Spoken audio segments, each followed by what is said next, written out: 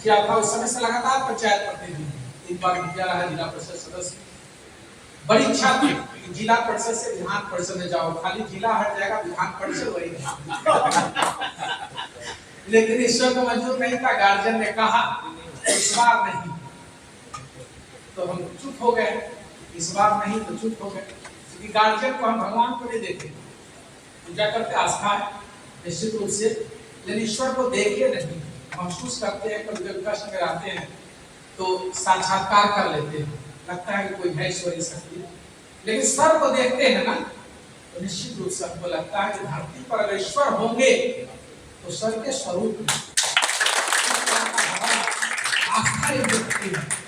और ये आस्था एक दिन में नहीं बना होगा, किन्हीं कारणों से नहीं बना होगा, किसी स्वार्थ के कारण नहीं बना होगा, बस उनके अपने त्याग और परिश्रम के कारण है।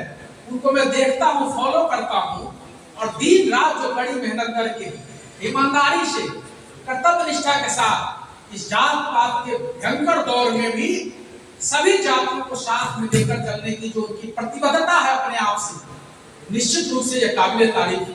मैं तो रोज इसे सीखते रहता हूँ, और अपने आप में डिक्शनरी है, कभी समाप्त होने वाले नहीं। जितना सीख सकते सीखिए।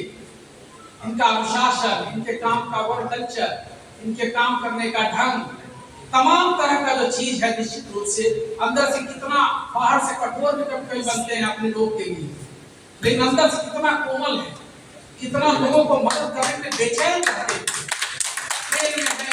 हैं, जहाँ भी है वहीं से फोन करके पैरवी कर रहे, दिन रात पैरवी करके सूचना करना, उनको बताना, ये अपने आप में बहुत बड़ी बात है। और 4 जिला का क्षेत्र, और हमेशा वोट बढ़ते रहे। अमूमन 18 कन्वेंशन होता है लोगों में चुनाव, लगातार आप इस तरह से 4 बार जीतते रहे हैं। कभी निर्दलीय जीते, कभी दलीय जीते, कभी सरकार को चैलेंज करके जीते, और कभी अपने इन समर्थकों के बदौलत जीते हैं, जिनका रिकॉर्ड बनाए हैं। इसलिए अब हम आपके और उनके बीच में बाधक नहीं बनेंगे। बहुत और भी सभाओं में उनको जाना है, मीटिंग करना है।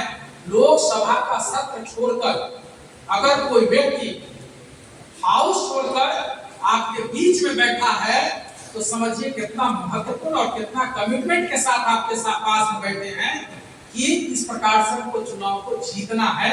इस प्रतिबद्धता के साथ आदरणीय देवेश ठाकुर जी हम लोग के बीच आए हैं।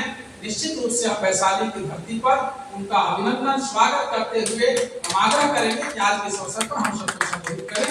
आदरणीय